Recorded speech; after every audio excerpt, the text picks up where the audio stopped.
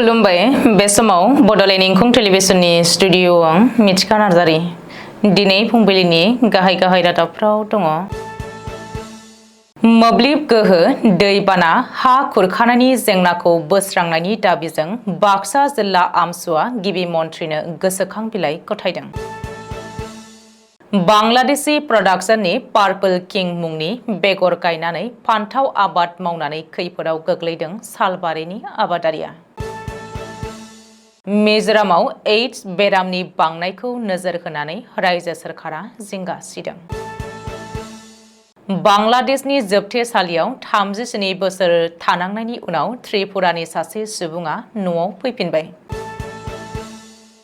आसामाव YBY नि उनाव फिन आरोबाव DB स्टक ब्रकिं मुंनि एपआ 700 कौटि रां थगायदों। दानिया फैदोनि आबुं रादाबाव।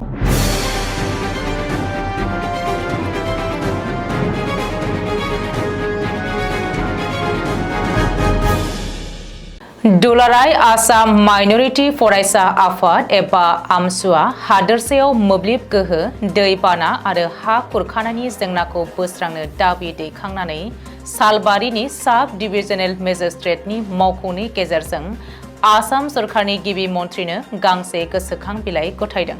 बाक्सा जिल्ला आमसुनि आफादनि आफादगिरि आब्दुल रहिम आरो नेहाथारि शहदत हुसेन आरो नूर नाबी मिरु आफादारि नेहाथारि साइफुल इस्लाम खानजों लोगोसे आफादनि मोनसे हारिसायारि हानजाया सालबारि महकुमा मेजिस्ट्रेटनि मावख'आव मावफुं मेजिस्ट्रेट नीलम्बर दासनिसिम गिबि मन्थ्रिनिसिम दैथायहरो। गोसोखां बिलाइयाव स्मार्ट मिटारखौ बन्द खालामनो आरो गोजाम मोब्लिबारि मिटारखौ लाखिनो दाबि दैखांदों।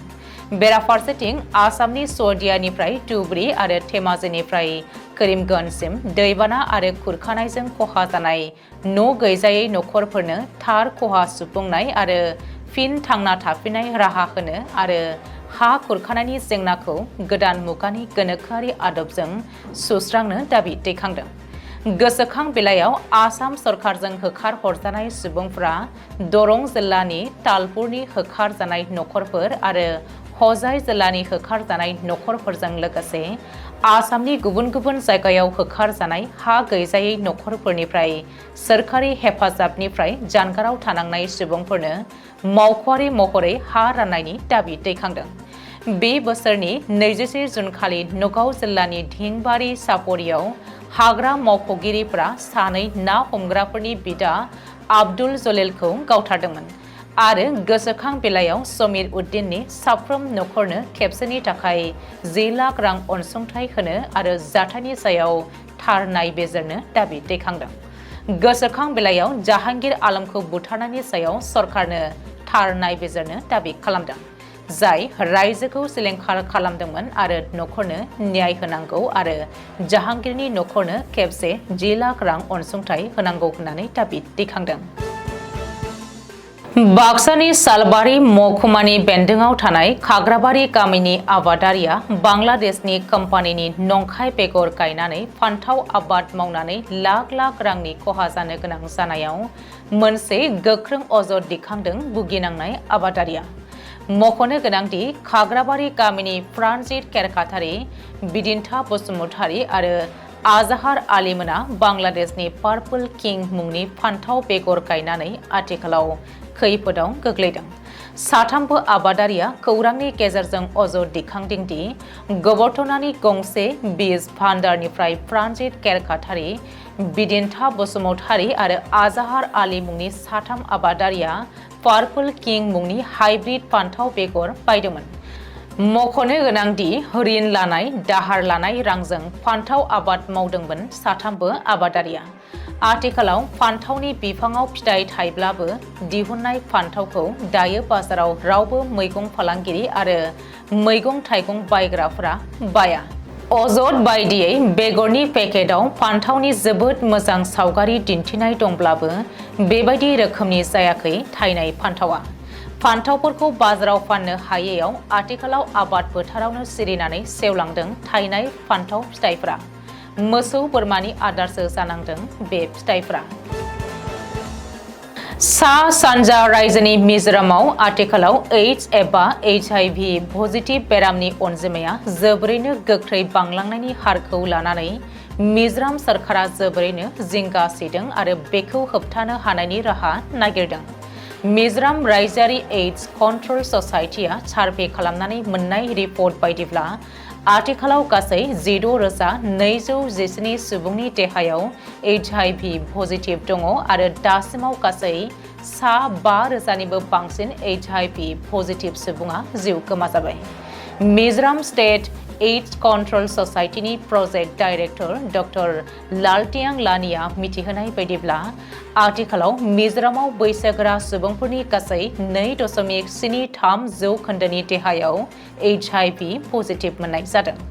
बे जौखोन्दोआ भारत हादरनि रुजुनायाव मिजोरामनियानो बांसिन होनजायो। नोजोर होनो गोनांदि मिजोरामनि अनगायैबो सा सानजा रायजोनि मणिपुर, त्रिपुरा, नागालेण्ड बायदि गुबुन रायजोफोरावबो HIV पजिटिव बेरामा आथिखालाव गोबाङैनो दङ।